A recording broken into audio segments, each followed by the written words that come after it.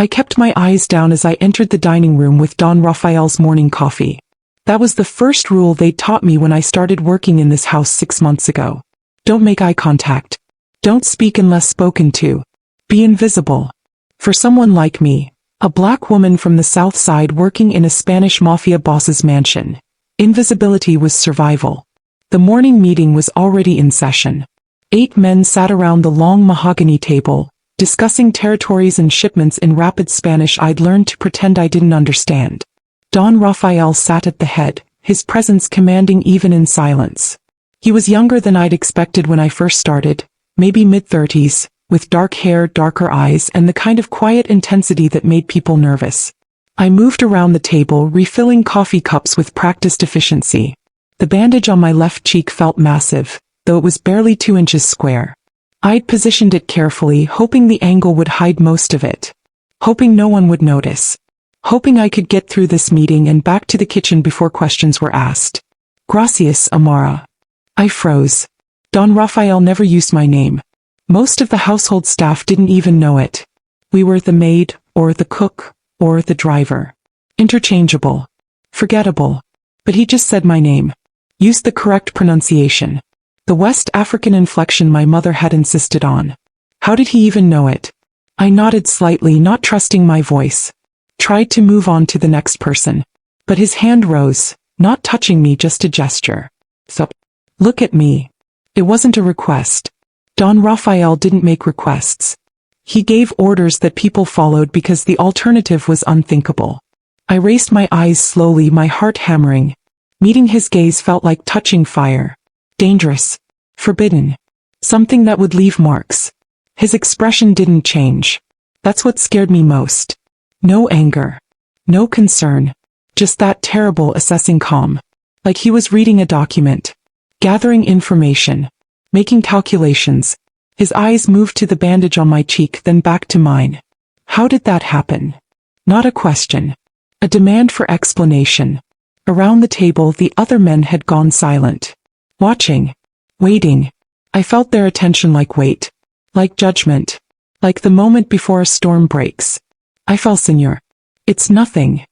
You fell. Yes, senor. Where? The stairs. Last night. I was tired. It was careless. Don Rafael leaned back in his chair. His fingers drummed once, twice, against the armrest. A tell I'd learned to recognize in my months here. He was thinking. Processing. Deciding something. The silence stretched until I wanted to break. To fill it with more explanations. More lies. Anything to end this scrutiny. Leave us. I blinked. Confused. The coffee pot was still half full. 2 men didn't have refills yet. But Don Rafael's eyes had already moved away from me. Back to his men. Back to business. I'd been dismissed. I backed out of the room quickly, relief flooding through me. He'd accepted the lie. Believed the story. Let it go. I was wrong. I'd been working in this house for 6 months, and I'd been invisible for every one of them. That was by design. When you're a black woman cleaning the home of a Spanish crime lord, you learn to be furniture. To blend into walls. To exist without taking up space. It was safer that way. Safer to be unseen than to draw attention from men who saw people as assets or threats, with nothing in between. The job paid well. Better than anything else I could get with my background. Single mother. High school diploma. Criminal record from a boyfriend who'd used my car for a deal I didn't know about. The kind of resume that closed doors before you could knock. But Valentina, the head housekeeper, had hired me anyway. Maybe because she understood what it meant to need a second chance. Maybe because she was desperate for staff willing to work in a house where violence was business and fear was atmosphere. The rules were simple. Show up on time. Do your work. Keep your mouth shut. Don't ask questions about the men who came and went. Don't notice the sounds from the basement. Don't react when someone didn't come back from a meeting. Just clean the blood if there was blood and forget you saw it. Invisibility wasn't just preferred. It was required. Most of the staff followed those rules religiously. Martina, who did the cooking. Paolo, who maintained the cars. Elena, who handled the laundry. We moved through the house like ghosts, serving without being seen, existing in the spaces between the important people. We were furniture. Fixtures. Part of the architecture. And that was fine. That was safe. But invisibility had a cost. When you train people not to see you, they stopped seeing you completely. Stopped recognizing you as human. Stopped considering that you had feelings or needs or boundaries. You became a thing. A tool. Something to use however they wanted. And if you broke, well, tools were replaceable. Diego had figured that out 3 months into my employment. He was Don Rafael's cousin. Lived in the guest house. Handled security for some of the operations. He was loud where Don Rafael was quiet. Crude where Don Rafael was controlled. The kind of man who'd never learned that power didn't require volume. That real strength was quiet. It started small. Comments as I cleaned his room. Observations about my body. My skin. How exotic I looked. How he'd always been curious about black women. I ignored him. Kept my eyes down. Finished my work and left quickly. But ignoring Diego was like ignoring a dog that had tasted blood. It just made him more aggressive. The touches came next. Brushing past me too close in hallways. A hand on my lower back that lingered too long. Fingers catching my wrist when I served his food. Always with plausible deniability. Always in spaces where no one else was watching. Always accompanied by that smile that said he knew I couldn't stop him. That I wouldn't report him. That I understood my place. I thought about quitting. About walking away. But I had my daughter to think about. Sir. 8 years old. Smart as hell. Deserving of every opportunity one could give her. The money from this job paid for her school. Her tutoring. Her future. I couldn't sacrifice that because Don Rafael's cousin couldn't keep his hands to himself. I couldn't risk losing this income over something that happened to women like me in every job. Something we were expected to tolerate. To absorb. To survive without complaining. So I adapted. Changed my schedule to avoid him. Traded shifts with other staff. Made sure I was never alone in spaces where he might corner me. Worked for a while. Diego got bored. Moved on to other entertainment. Thought it was over. Thought I'd successfully navigated the danger without losing my job or my dignity. Then last night happened. If you've ever had to smile through something that hurt you, had to pretend you weren't afraid because showing fear meant losing everything, you understand why I lied about the bandage. Some of us don't get the luxury of honesty. We just get survival. I was finishing my shift. Most of the house was empty. Don Rafael was out handling business. The other staff had gone home. Just me and the evening security finishing up. I was in the library dusting the shelves when Diego walked in. I saw him intensed. Started to leave. But he closed the door.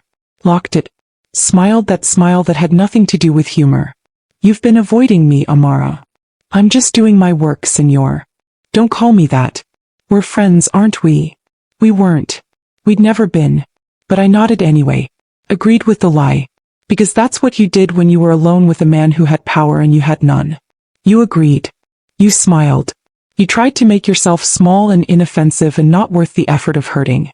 I've been patient, Diego continued, moving closer. Very patient. But patience has limits. And I think you need to show some appreciation for my restraint. Don't you? I backed up. Hit the bookshelf. Nowhere to go. Diego's hand came up, touched my face. I flinched. He laughed. Relax. I'm not going to hurt you. Unless you make this difficult. Then. He shrugged. Accidents happen. People fall. Hit things. You understand. I understood perfectly. He was telling me this was happening whether I cooperated or not. That resistance would just make it worse. That I could submit quietly or fight and lose anyway. That my choice was only about how much additional pain I wanted to experience. I chose to fight anyway. It wasn't smart. Wasn't strategic. But something in me refused. Refused to let him take this. Refused to be that powerless. That erased. That much of a thing. So when his other hand moved to my waist, I pushed him. Hard. He stumbled back, surprised. Then his expression darkened. You stupid bitch. His fist caught my cheek before I could block. The ring on his finger split the skin. I tasted blood. Saw stars. Went down hard against the bookshelf. He grabbed my hair. Yanked my head back. His face was inches from mine, twisted with fury. You think you can touch me? You think you have that right? You're nothing. You're help. You're lucky I even notice you. Lucky I want you. And you're going to learn respect. Right now. What happened next was a blur. His hands. My attempts to fight. The realization that I was going to lose this. That no one was coming. That this was happening and I was powerless to stop it. Then voices. Footsteps in the hall. Don Rafael's security team returning early. Diego heard them too. Shoved me away. Fixed his shirt. Unlocked the door and left without looking back. I stayed on the floor for a long time after. Shaking. Bleeding. Trying to process what had almost happened. What would have happened if those footsteps hadn't interrupted? Eventually I pulled myself up. Went to my tiny staff bathroom. Cleaned the cut. Bandaged it as best I could. Looked at my reflection and saw a stranger. Someone who'd been beaten. Someone who'd almost been violated. Someone who had to come back tomorrow and pretend it hadn't happened. Because that's what survival required. I called Valentina. Told her I'd slipped on the stairs. That I needed a day off. She'd been sympathetic but firm. Staff didn't get unscheduled days. I'd need to work unless I wanted to lose the job. So I'd shown up this morning. Put on my uniform. Applied makeup to hide the bruising. Covered the cut with a bandage. Practiced my story until it sounded true. And walked into that meeting hoping no one would notice. Hoping I could stay invisible just one more day. But Don Rafael had noticed. Had seen me. Had said my name. And something about that moment, about being seen after so long being invisible, had shaken me more than the violence had. The rest of the day passed in a fog. I went through my tasks mechanically. Avoided the library. Avoided Diego. Avoided thinking about what came next. Whether he'd try again. Whether I'd lose my job for fighting back. Whether reporting him was even an option when he was family and I was just staff. Replaceable. Forgettable. Invisible. Except I wasn't invisible anymore. Don Rafael had seen me. Had looked at me with those dark, assessing eyes and known I was lying. I didn't understand what that meant yet. Didn't know whether being seen was better or worse than being invisible. Didn't know if his attention was protection or just another kind of danger. I found out that evening. Valentina found me in the kitchen after dinner service. Her expression was strange. Carefully neutral. Don Rafael wants to see you. In his office. Now. My stomach dropped. Did I do something wrong? I don't know. But when he asks, you go. Quickly. I followed her through the house, my mind racing through possibilities. He was going to fire me. Or ask more questions about the bandage. Or tell me to pack my things. Something. The office was on the second floor. Private. Where Don Rafael conducted business that required discretion. Where people went and sometimes didn't come back. I'd cleaned it dozens of times but never when he was there. Never when it was occupied. Valentina knocked. A voice from inside. Adelante. She opened the door. Gestured for me to enter. Then left. Closing the door behind me. Leaving me alone with the man who controlled everything in this house. Everything in this territory. Everything that mattered in my small world. Don Rafael sat behind his desk. In front of him, a laptop open to what looked like security footage. He gestured to the chair across from him. Sit. I sat. Hands folded in my lap. Eyes down. Heart hammering. Waiting for whatever came next. Hoping it was quick. Hoping I'd have time to figure out where Zara and I would go. What job I could find next. How to survive losing this income. I'm going to ask you a question, Amara. And I want you to understand something before you answer. Don Rafael's voice was quiet. Controlled. The same tone he'd used that morning. In this house there are rules. One of those rules is honesty. Another is loyalty. But the most important rule, the one that supersedes all others, is that my people are protected. Not just my men. Not just my family. Everyone who works under my roof. Everyone who serves this household. They are mine. And what is mine is not to be touched. Not to be harmed. Not to be disrespected. Do you understand? I nodded. Not trusting my voice. So I'm going to ask you again. How did you get that injury on your face? I opened my mouth. The lie ready. The same story I'd told that morning. But something about the way he looked at me stopped the words. Something about his expression said he already knew. That this wasn't about information gathering. This was about whether I'd trust him with truth. Whether I understood he was offering something. Whether I'd take it. Diego. The name came out barely above a whisper. But Don Rafael heard it. His expression didn't change. But something in his eyes did. Something cold. Something that reminded me why people feared him, why men twice his size backed down, why his word was law. He nodded once, closed the laptop, stood. Thank you for your honesty. You may go. Take tomorrow off. Paid. Rest. Heal. When you come back, things will be different. I wanted to ask what he meant. What would be different? What he planned to do.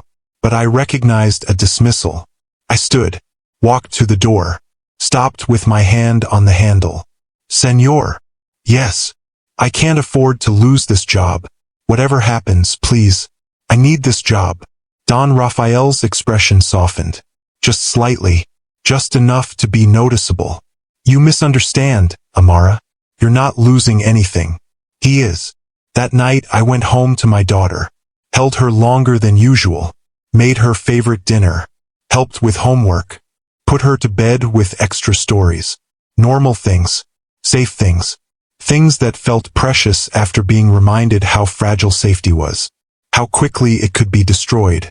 How powerless I'd been to protect myself. How lucky I'd been that footsteps had interrupted. That Diego hadn't finished what he'd started. Couldn't sleep. Kept replaying Don Rafael's words.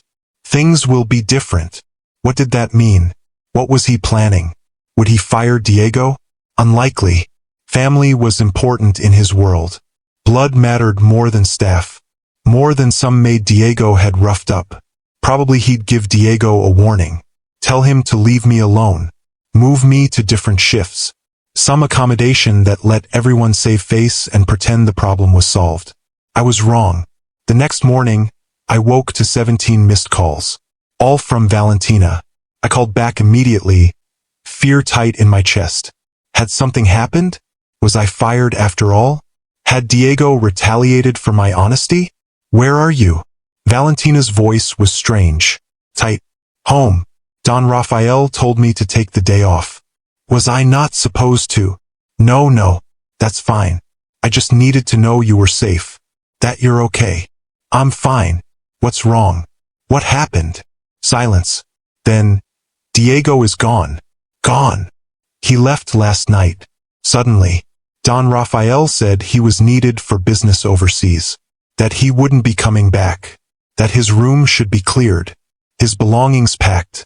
His name removed from everything. Like he never existed. The blood drained from my face. Left last night. Suddenly. Needed overseas. The euphemisms were clear. Diego hadn't left. He'd been removed. Permanently. Because of me. Because I'd told the truth. Because Don Rafael had decided that his cousin touching his staff was unacceptable. That hurting me warranted death. Amara? Are you there? Yes. I'm here. There's more. Don Rafael called a household meeting this morning. All staff. All security. Everyone. He laid out new rules. About respect. About boundaries. About what happens to anyone who harms someone under his protection. It was very clear. Very detailed. No one misunderstood. And then he said that you... Valentina's voice caught. He said that you were under his personal protection now. That anyone who touches you answers to him directly. That you're not to be bothered. Not to be disrespected. That you have his word of safety. I couldn't speak. Couldn't process. Don Rafael had killed his cousin. His blood. Had removed him from existence because he'd hurt me. Because I was under his protection. Because he'd decided I mattered.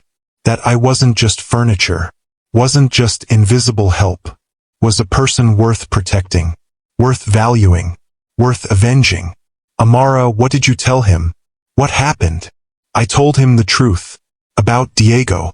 About what he did. What he tried to do. Dios mío. Valentina went quiet. Then softly, you should know. When Don Rafael gives his word of protection, he means it. You're safe now. Truly safe. No one in this house will touch you. No one will disrespect you. Because doing so means dying. Do you understand? You're not just staff anymore. You're his responsibility. His to protect. That's a gift, Amara. A rare one. Don't waste it. After we hung up, I sat on my couch in shock. Trying to process what had happened. What Don Rafael had done. Diego was dead. Because he'd hit me. Because he'd tried to force himself on me. Because Don Rafael had decided that was unacceptable. That I mattered enough to kill for. To break family bonds for. To send a message for. And that message was clear. No one touches what belongs to the boss. No one harms what he's chosen to protect. The cost was death. Swift. Final. Without negotiation. Part of me was horrified. Diego had been violent. Had been wrong. Had deserved consequences. But death? For hitting a maid? For attempting assault? It seemed disproportionate. Excessive. The kind of response that proved Don Rafael was exactly as dangerous as people said. That violence was his first language. That life meant little to men like him. People died in his world for lesser offenses. For disrespect. For disloyalty. For being inconvenient. I just witnessed that firsthand. But another part, a part one was ashamed to acknowledge. Felt relieved. Safe. Protected in a way I'd never been before. Diego was gone. The threat was eliminated. And every person in that household now knew that touching me meant death. That I wasn't invisible anymore. Wasn't just staff. Was under the protection of the most dangerous man in the territory. No one would risk that. No one would dare. I was safer than I'd been in my entire life. Because a violent man had decided I was worth protecting. The next morning, I returned to work. Nervous. Uncertain what to expect. How things would be different. Whether people would hate me for causing Diego's death. Whether his family would seek revenge. Whether being protected was really better than being invisible. Whether safety was worth the cost it had required. If your heart is pounding wondering what kind of protection this really is, whether safety from one dangerous man just means belonging to another, you're asking the right questions. I was too. The change was immediate. I walked in through the staff entrance like always. But Valentina was waiting. Don Rafael wants to see you. Before you start work. I followed her to his office. Same route as 2 days before. But everything felt different. The household staff I passed didn't ignore me. They acknowledged me. Small nods. Careful respect. Like I'd become someone who mattered. Someone who couldn't be overlooked. It was unsettling. I'd spent 6 months learning to be invisible. Now invisibility wasn't an option. Now I was seen. Whether I wanted to be or not. Don Rafael's office door was open. He was at his desk reviewing papers. Looked up when I entered. Gestured to the chair. Same as before. But his expression was different. Less assessing. More settled. Like something had been decided and now we were moving forward. You look better. The swelling is down. I touched my cheek self-consciously. Yes, senor. Thank you for the day off. It was necessary. I want you to understand something, Amara. What happened with Diego was unacceptable. In this house, in this organization, respect is not optional. Every person who works here, staff, security, everyone, is under my protection. That protection means something. It means you are safe. It means you are valued. It means anyone who harms you answers to me. Directly. Do you understand? Yes, senor. I don't think you do. Not fully. He leaned back. You've been invisible here. By design. Because you thought invisibility was safety. And in some households that's true. But not in mine. In my house, safety comes from being seen. From being known. From being valued as a person, not as a tool. What Diego did, what he attempted, happened because he didn't see you as human. Because he thought you were beneath consideration. Beneath respect. That was his failure. His misconception. One he paid for. He's dead because of me. He's dead because of himself. Because he broke the rules. Because he harmed someone under my protection. The consequences were his to bear, not yours. You told the truth.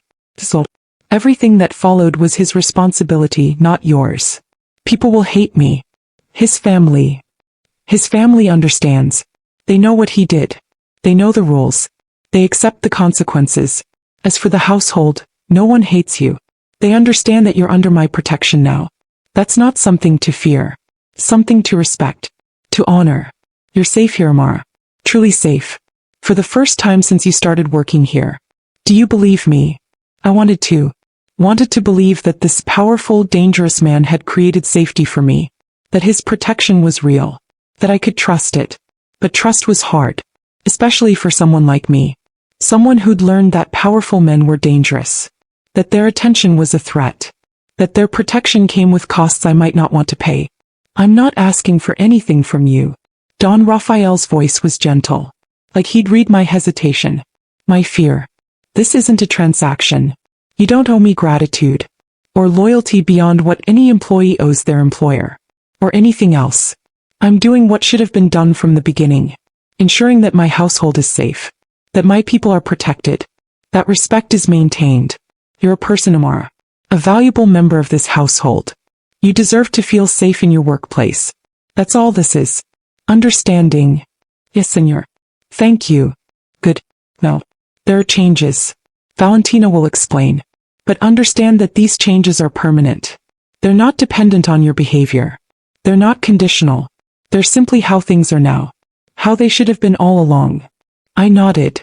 Left his office confused and unsettled. Valentina was waiting in the hall. She walked with me back toward the staff areas, explaining as we went. Your schedule is changing. You'll work daylight hours only. No evening shifts. No times when the house is empty. Your duties are being adjusted too. You'll still clean, but only public spaces. No private rooms. No areas where you'd be alone. Your pay is increasing. Significantly. Don Raphael said you've proven your value and should be compensated accordingly. I don't understand. Why is he doing this? Valentina stopped. Looked at me with something between pity and understanding. Because he can. Because in his world, power means protecting people. Means using strength to create safety. He saw you were in danger. Saw you were being harmed. And he fixed it. Permanently. That's who he is. Violent, yes. Dangerous, absolutely. But also protective. Especially of people he considers his responsibility. And you're his responsibility now. Whether you asked for it or not. The changes rippled through the household over the following weeks. New rules about staff treatment. New protocols about respect and boundaries. New consequences, clearly stated, universally understood, for anyone who violated those protocols. It was like Don Raphael had decided to remake the culture of his organization. To prove that power and respect could coexist. That violence could be directed at protecting the vulnerable instead of exploiting them. People adjusted. Some eagerly. Others reluctantly. But everyone adjusted. Because that's what you did when Don Raphael decided something. You adapted. You accepted. You moved forward. The alternative was being removed. Like Diego. Like anyone else who'd broken the rules and paid the ultimate price. My relationship with Don Raphael shifted too. He acknowledged me now. Not just as staff but as a person. Asked how my daughter was doing. How her school was going. If I needed anything. Small conversations. Brief interactions. But each one reinforced that I wasn't invisible anymore. That I'd been seen. That I mattered in some way I didn't fully understand but was learning to accept. Other staff noticed. Treated me differently. Some with respect. Others with envy. A few with suspicion. Rumors started.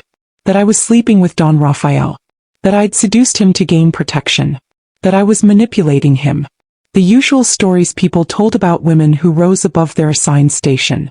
I ignored them. Let people think what they wanted. Their opinions didn't change my reality. Didn't make me less safe. Didn't diminish the protection I'd been given. 3 months after Diego's disappearance, one of Don Raphael's business associates visited. Brought his own security. His own people. During dinner, one of them, a younger guy, cocky and careless, made a comment as I served. Something crude about my body. About what he'd like to do. The table went silent. Don Raphael's expression didn't change. But I felt the temperature drop. Saw his hand move almost imperceptibly. Saw his head of security receive the signal. The man who'd made the comment was escorted out. Didn't return. His boss apologized profusely. Left immediately after dinner. I heard later that the man had been dealt with. Harshly. Message sent. Rules enforced. No one touches what Don Raphael protects. No exceptions. Not even for allies. Not even for business. After that, the rumors stopped. People understood. This wasn't about sex or manipulation. This was about respect. About a principle Don Raphael had decided to enforce. About proving that power could be used correctly. That strength meant protecting people. That his word of safety meant something real. Something permanent. Something worth dying over if you violated it. I started to relax. To believe in the safety I'd been given. To trust that this wasn't temporary. That Don Raphael meant what he said. That I could actually be safe in this house. Could do my work without fear. Could exist without being harmed. It was a strange feeling. After a lifetime of vulnerability, safety felt almost uncomfortable. Like wearing clothes that didn't quite fit. Like speaking a language I'd only studied but never truly learned. My daughter noticed the change. "Mama, you seem happier. Less worried." She was right. I was happier, less worried. Because for the first time in my adult life, I wasn't carrying constant fear. Wasn't waiting for the next threat. The next violation. The next reminder that I was vulnerable. I was protected. Truly protected. By the most dangerous man in the territory. And that protection, however it had been obtained, however violent its enforcement, had given me something I'd never had before. Peace. 6 months after Diego's death, Don Raphael called me to his office again. I went without fear this time. Curious but not afraid. Whatever he wanted, it wasn't a threat. That I knew. That I believed. Sit. Same chair. Same desk. But everything felt different. Safer. "I've been thinking about your situation. Your daughter. Her education. Her future. You work hard. You provide. But you're limited by circumstances that aren't your fault. By a system that doesn't give people like you second chances. By employers who exploit rather than value. I want to change that. For you. I don't understand, senor. I'm offering you a different position. Not maid. Not staff. Something more. I need someone to manage household operations. Coordinate staff. Handle logistics. Valentina is retiring. She's recommended you. Says you're smart. Observant. Trustworthy. Says you understand this world. Know how to navigate it. I agree. The position pays significantly more. Comes with benefits. Healthcare. Education fund for your daughter. A better life. Are you interested? I couldn't speak. Couldn't process. He was offering me a promotion. A real job. Career. Not just cleaning. Not just service. But management. Responsibility. Respect. Everything I'd never thought I could have. Everything my criminal record and my lack of education had closed off. He was offering me a future. A better life for my daughter. A chance I didn't deserve but desperately wanted. Why me? Because you've proven yourself. Because you understand that power comes with responsibility. Because you've been invisible and now you understand the value of being seen. Because you'll treat staff the way you wanted to be treated. With respect. With dignity. With recognition that they're human beings, not tools. That's what I need. Someone who understands that. Who'll build that culture. Who'll help me create a household where people feel safe. Where protection is real. Where everyone matters. Can you do that? Yes. Yes, senor. I can. Then it's done. You start next month. Valentina will train you. You'll have an office. A staff. Authority. Use it well. Build something good. Show people that my word of protection means something. That safety is real here. That everyone, regardless of position or background or who they are, matters in this house. Can I trust you with that? Yes, I promise. Don Raphael smiled. Small but genuine. I know you can. That's why I'm asking. Welcome to your new position, Amara. Make me proud. If you've stayed through this entire story, if you understand what it means to finally be seen after being invisible, to be protected after being vulnerable, to be valued after being used, maybe you know why some stories about power aren't simple. Why protection from a dangerous man can mean freedom. Why violence, when directed correctly, can create safety. It's complicated. It's messy. It's not how the world should work. But sometimes it's how the world does work. And sometimes that's enough. The promotion changed everything. Not just my job, but my life. My daughter's future. My sense of self. I wasn't just staff anymore. Wasn't just someone who cleaned and served and stayed invisible. I was management.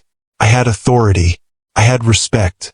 Not because I'd earned it through years of grinding, but because Don Rafael had decided I deserved it, had seen my potential and created opportunity, had used his power to lift me up instead of push me down. That was rare, maybe unique, certainly not something I'd expected when I started working in this house. I worked hard in my new position, learned from Valentina, implemented changes, built relationships with staff, created protocols that ensured everyone felt safe, that respected boundaries, that valued people. Slowly, the culture shifted. People relaxed, opened up, started treating the household not just as a job, but as a community, a place where they belonged, where they mattered, where Don Rafael's word of protection wasn't just for me, but for everyone. Other families noticed, other organizations. Don Rafael's household became known for something unusual in our world: respect, dignity, staff loyalty that went beyond fear. It was good business, good optics, good leadership. And it had started because Don Rafael had noticed a bandage on a maid's face and decided that was unacceptable. That violence against vulnerable people wouldn't be tolerated. That his power would be used to protect, not exploit. One decision, one moment of seeing someone invisible, one choice to act rather than ignore. That's all it took to change everything. Years passed. My daughter graduated high school, got into college. On a full scholarship I didn't have to stress about because Don Rafael's benefits covered what the scholarship didn't. She studied business, wanted to understand how organizations worked, how power operated, how to build something good in a complicated world. I was proud. So was Don Rafael. He came to her graduation, sat in the audience like family, applauded when she walked across that stage, treated her success like his own. Because in his mind, she was his responsibility too. Part of his household, part of his protection. Someone who mattered because her mother mattered, because everyone connected to him mattered. That was his principle, his code, his way of using power. On the drive home from graduation, my daughter asked the question I'd been expecting. Mama, why is Don Rafael so invested in us? What did you do to earn that? I told her the truth. About Diego, about the bandage, about the moment Don Rafael had seen me, really seen me, had recognized I was human, had decided that was enough, that I deserved protection, that everyone in his household did, that power meant responsibility, not just privilege. I told her about the investigation, the disappearance, the changes, the promotion, everything. She listened quietly, processing, thinking. Finally, she said, "So we owe him everything?" "No, we don't owe him anything. He didn't do this for gratitude. He did it because it was right, because he could, because his power meant he had responsibility to protect people. We're not in debt. We're just living the life he made possible. And that's a gift, but it's not a burden. Do you understand the difference?" "I think so. He saw you when no one else did. And that changed everything." "Yes, that's exactly right. Being seen changed everything." Now, years later, I run Don Rafael's household operations, manage staff, create protocols, build culture, ensure everyone feels safe, valued, protected. It's good work, meaningful work, work that matters. And every day, I remember the bandage, the moment he noticed, the decision he made, the price Diego paid, the life I gained. It's complicated. It's messy. It involves violence I can't condone and protection I can't help but be grateful for. It's the reality of living in a world where power matters, where being seen means survival, where one man's decision to value vulnerable people changed everything. For me, for my daughter, for everyone in this household who now understands that they